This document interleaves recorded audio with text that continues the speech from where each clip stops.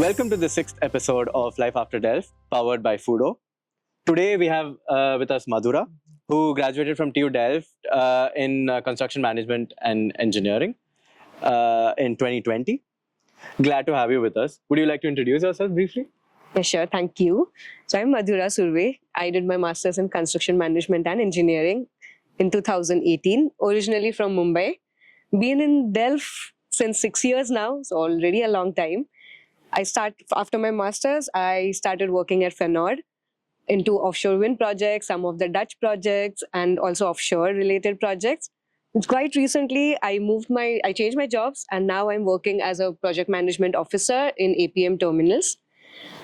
Still living in Delft, very happy about it, and love to travel. And coming to Europe has made that much more easier.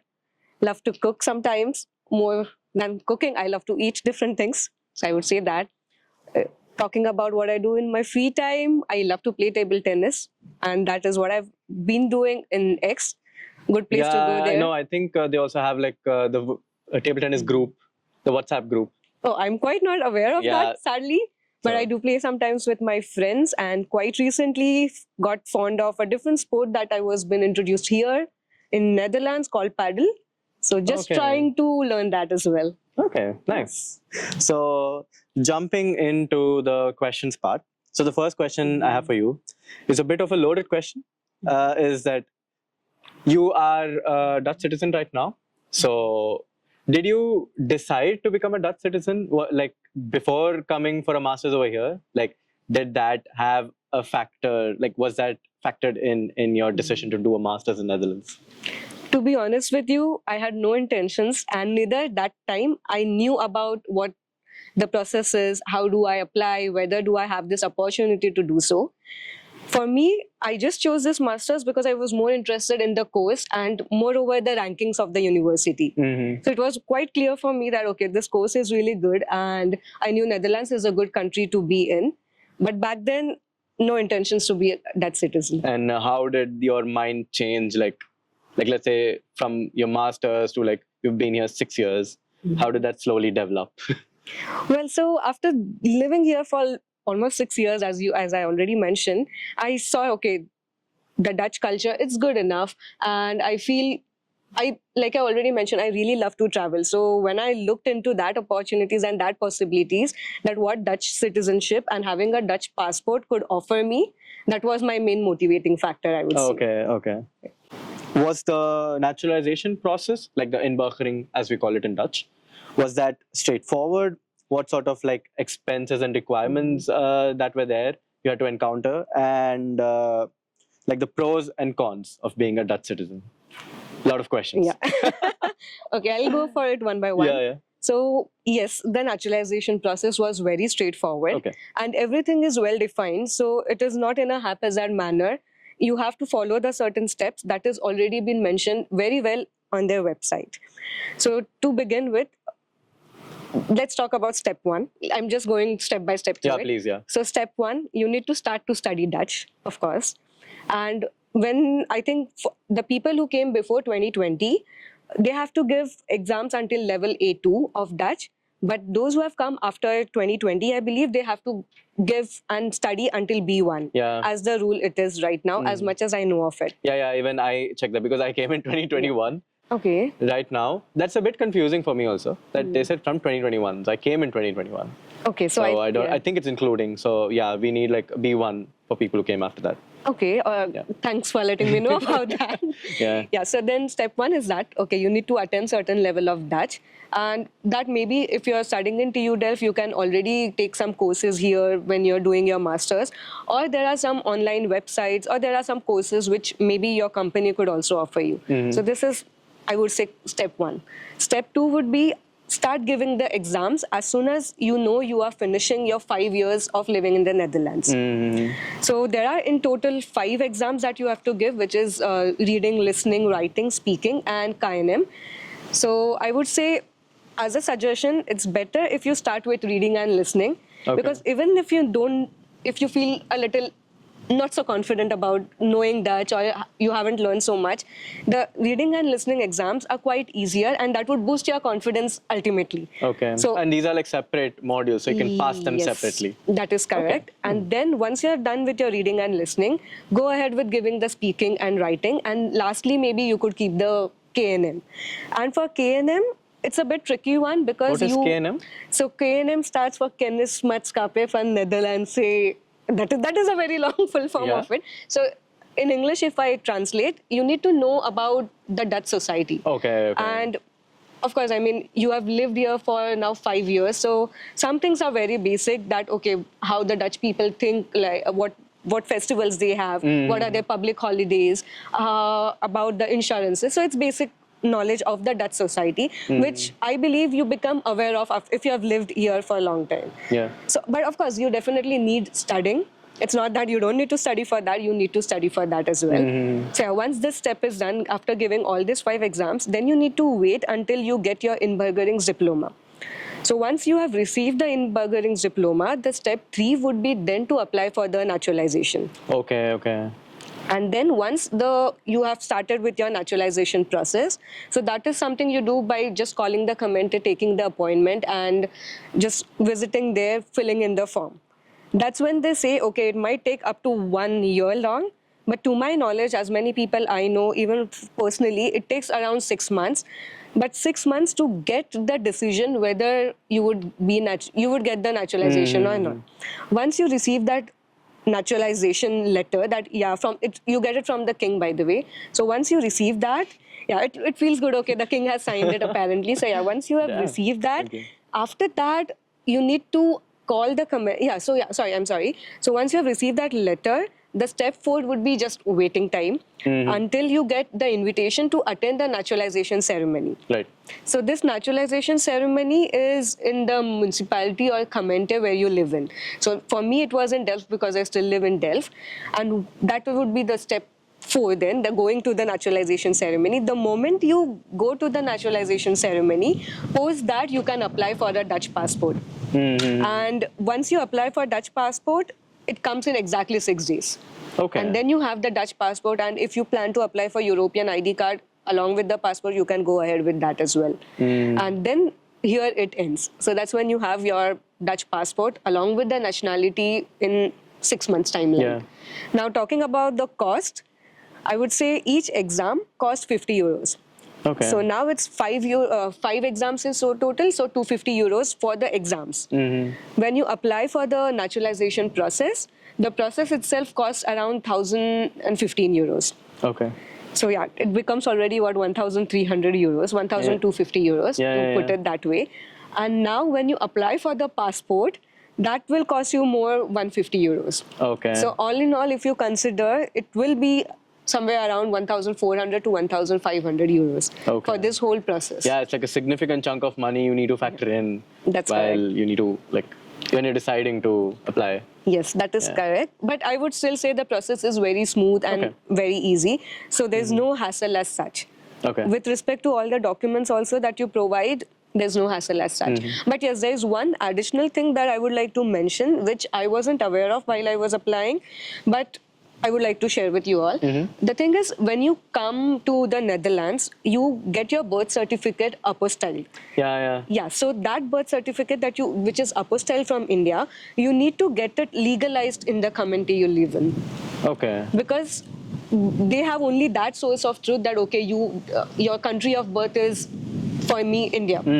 So that is why they need you to legalize that document and authenticate it before you apply for the naturalization process. Oh, okay. So I would assume they would like count passport as like a thing, but yes, passport is an official document, but they need to know which country you were born. Okay, fair enough.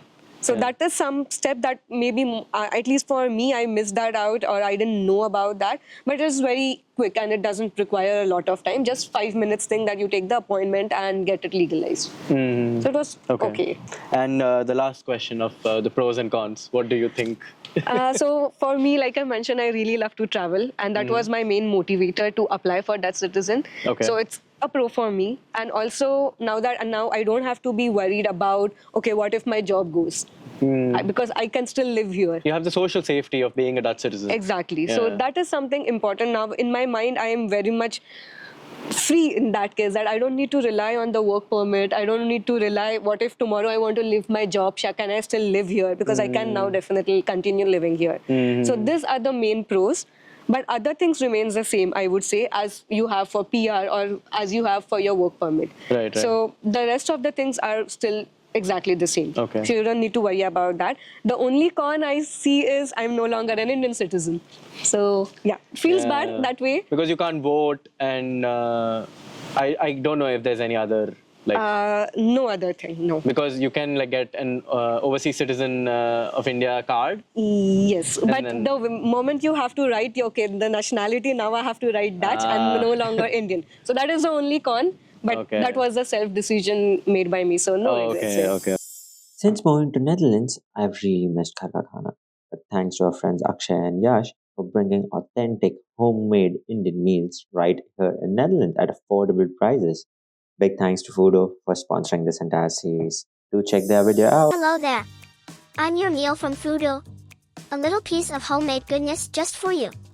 I wasn't just thrown together, you know. I was crafted with care, using the freshest ingredients and authentic recipes passed down through generations.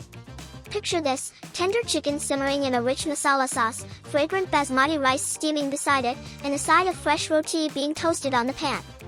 I'm not just a meal, I'm a taste of home. And when you taste me, you're tasting the love and tradition that goes into every bite. Then there's the journey to your doorstep. Packed up fresh and delivered right when you need me, so you can enjoy a delicious homemade meal without the hassle. So, order FooDo, and let me bring the flavors of India into your home.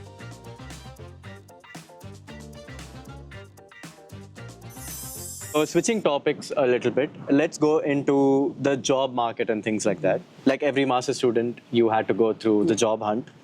So what is your opinion on getting a job and then just working there with your Zoekjaar, or really asking them to apply for a work permit and insisting on that? What is your opinion?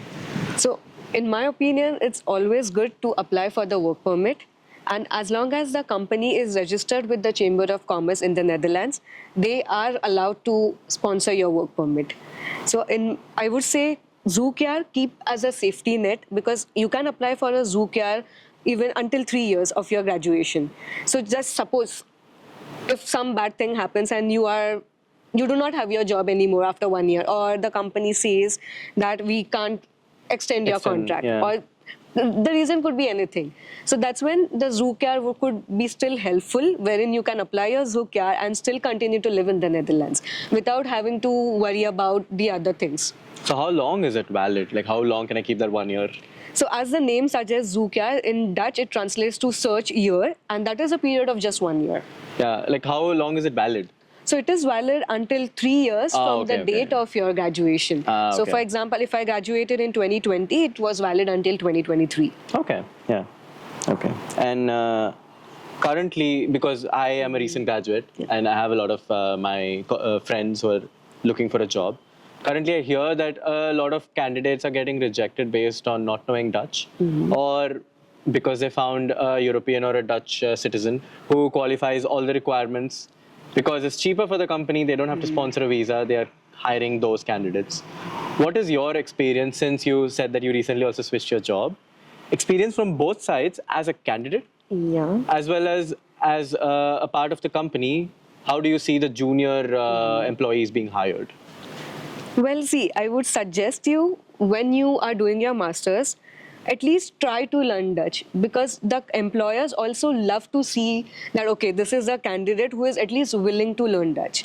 So in my personal case, I would say, because I studied construction management and engineering, I was already aware of that fact that I might as well have to talk to some blue-collar workers or some Dutch people, because all the permits or the licenses that we talk about are in Dutch. Yeah. So that's why. And personally also, because I lived in the country already 1 year, I wanted to integrate a little more. So I started learning Dutch, which was offered for free in the university. So I would definitely suggest, it would be nice if you could, when you know you're entering a job market, at least start learning some level of Dutch, A1, A2. But keeping that aside, okay, if you don't want to learn it, that's okay. It's not that not a hard and fast rule that you need to do it. But keeping that aside, I would still suggest that when you approach a company, show them the willingness during your interview that yes, I am willing to learn Dutch. Because that is one point where the company feels that, okay, you are a responsible person, you really want this job. That is the reason why you are trying to integrate and learn a new language at this age. Because learning a language earlier during your childhood is much easier compared to now. So when the company see this, that automatically switches something on in their mind, and at least they see you that with that level of respect that yes, this is some candidate we could trust on. So I would say yes, definitely try to learn Dutch. But yeah, again, it is a personal. Yeah, that's a common advice. I think all of our podcast guests have also told, like, I think with years of experience, that's something you realize. And as a recent graduate, I feel like, yeah, that's something I missed out on. Because the university offers it for free, and you only realize the value of it when you go outside and see the price tag on that course. Yes, definitely. So that would be a suggestion to everyone. But keeping that aside, regarding the job market, so during my time, it was a bit difficult period. It was COVID. Oh yeah, 2020. Yes, so 2020, very difficult period. Nobody knew what was happening because the corona time had just begun. The companies didn't know what to do. But luckily, I found a job before my graduation, so things went well for me. But yes, indeed, I would highlight it was a very difficult time. But even then, I would say there were a lot of GETs, graduate engineering traineeship programs, which a lot of companies offered. Yeah, the companies halted that program for 6 months, but once things started opening up after COVID, they resumed it back. So as a new graduate, I would say it's good to apply for all of this graduate traineeship programs, because this way you would get exposure to multiple things when you enter a company. Of course, there is a lot of competition in here, but in case you get that, you have a lot of options open up. Right. And if you get on the other side, on the contrary, I would say if you just start with a perfect role or the thing that you had in mind and just eventually you don't like it, you will still be stuck with that same role until you really put in efforts to change that role. So just apply for that, all the GETs as a new graduate, I would suggest. And now if I see myself on the other side, because yes, I also recently changed my jobs. But in my current company, I would say that job was specifically for people with experience. So I would not give you example of my current company, because in my current company, as much as I have seen, they are looking more for experienced people, even young professionals, but not freshers. But compared to the company where I worked before, they were very open to hire new employees, and the culture in that company was at least that, okay, if you're a fresher, you're a starter, it doesn't matter, they would teach you. So there are companies like that, and I would say there are still a lot of companies like that who would want you even if you're a fresher or a starter. Just that when you come across such companies, you don't need to be very picky about it. Just enter the company, and once you have the job, you always have flexibility to move around or do something else, go to a different department. So I would say focus on those companies more.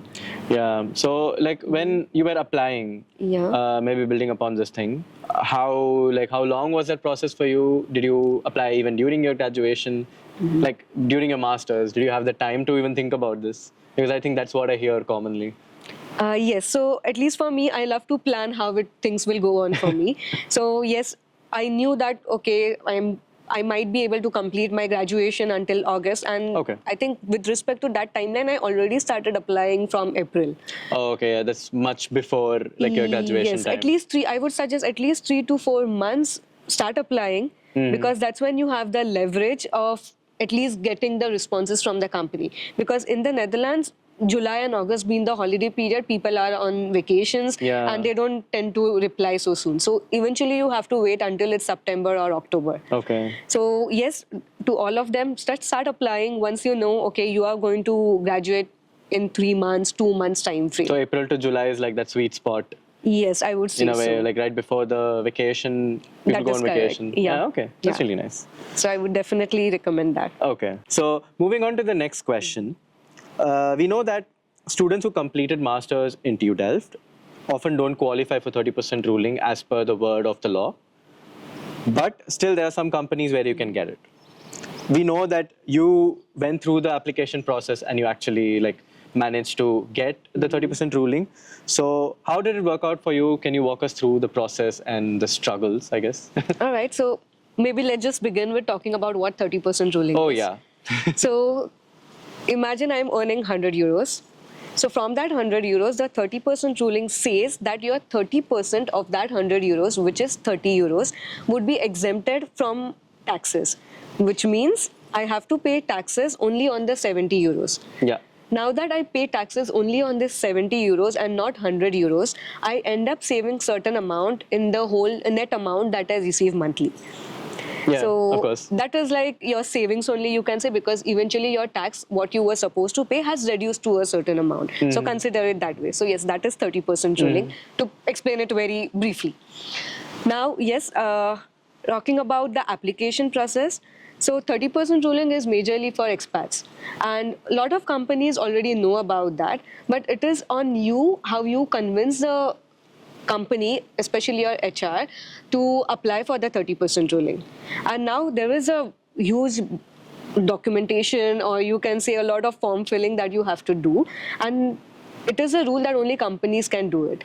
So that is why, like I said first, that you need to convince your company to apply it. You can always go to the company, tell them that just try. There's no wrong You have thing to in insist a little trying. bit because, yeah, it's like extra work for them. Yes, it is like an extra work for them. So do not keep the hope that, okay, I am definitely going to get it. Just go without any expectation. Do not set any expectations that, yes, I really want to get it. Just go talk to them, tell them that at least let's give it a try. If it happens, it's good. If it doesn't happen, I am okay with that. Just keep it very simple, that let us just try, let's see what happens. And now 30% is something which is being treated very differently and very individually.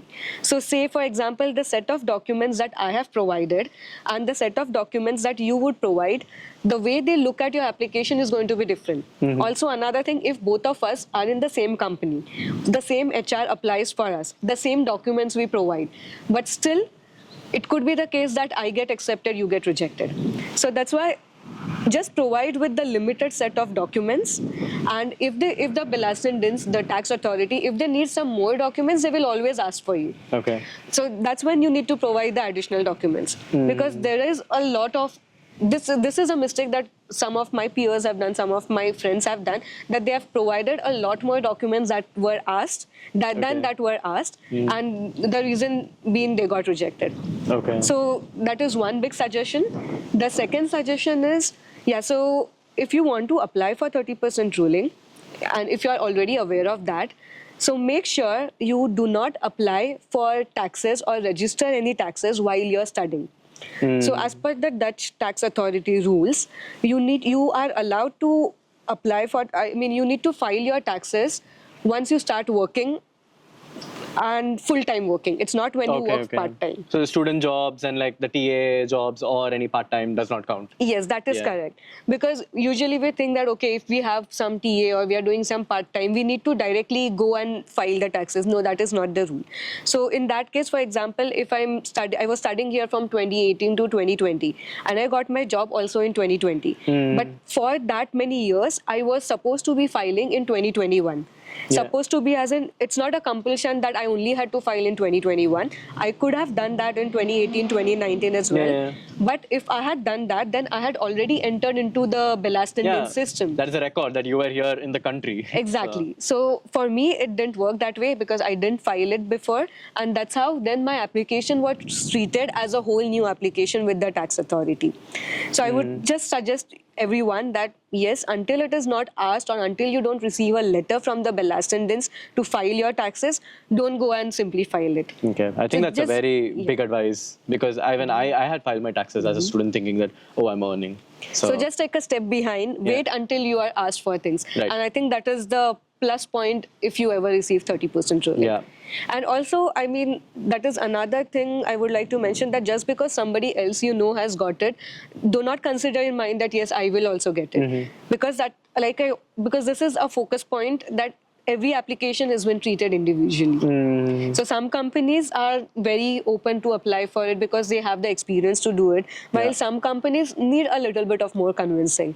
Yeah, for example, TU Delft has a very strict guidelines that, oh, you have lived in the past 180 days or something in Netherlands. So we will not even proceed. We will not even consider your application. So like people who have also, like some of my colleagues who have done their masters in Aachen, because that falls in that distance Criteria. from the border range, they still didn't get it. So they're very strict about it. And I think some employers are open to like at least applying. That is correct. Yeah. But it comes on you eventually, how you end up having that conversation, Right. how you try to convince them. Right. Okay. So just go without setting any expectations that, okay, let's just give it a try. Because then at least that person, in this case, your HR knows that, okay, nothing is wrong in trying. So I would say keep it simple. Yeah, I think very good advice and direction. So, closing question, which we ask to all our podcast guests, is that if you could travel back in time and if you could do something differently about your time during your masters in TU Delft, is there something that you would change? Well, I loved my time in TU Delft, to be true. But thinking about that question, yes. So while my 2 years in TU Delft, I wasn't aware that there are a lot of new initiatives, lot of different research or different developments wherein you as a student could go to another country and perform the research there or be a participant of that new initiative there. Like an exchange program. Sort of an exchange program, but not completely an exchange program. But you can consider it like an exchange program, which I wasn't aware of during my time. But after I graduated or during my graduation, when I got introduced to that, I got aware of this kind of thing. That's when I felt that, okay, this is something I would have definitely loved to be a part of. For example, I could give you an example of a friend, an Indian friend and also some international friend. So this Indian friend, she was introduced to such research group who went to India and they worked on some flood disaster management or some sustainability program. Same way, I know a Greek friend who went to Africa and worked on some mangroves related initiatives. So I would have definitely loved to be part of such program just to have that exposure. Yeah, it's a completely different, like it opens up a different world that previously you have not seen. So Indeed. definitely, I think I can see that adds a lot of value. Yeah, and by the time I was aware of that, it was already too late because I was almost graduating or just a month to my graduation. So I would suggest alongside your coursework, if at all you're able to contribute to such kind of initiatives at least 1-2 hours, I understand because you have to study really a lot here. There's a lot of time you have to invest, especially when you're doing your thesis. But a little bit of side work, you can call this, is always interesting, at least in my opinion. Yeah. Thank you so much for answering all the questions. And it was really lovely talking to you. And this brings us to the end of the podcast. This podcast is sponsored by FooDo. Check the links in the description below. You can find out more about them. Thank you so much for watching and stay tuned. And it was really nice. Hopeful. Blah, blah. Sorry. Cut. Yeah. Hopefully the information in this podcast was useful to you. Until next time, doi doi. Yeah, thank you. Doei.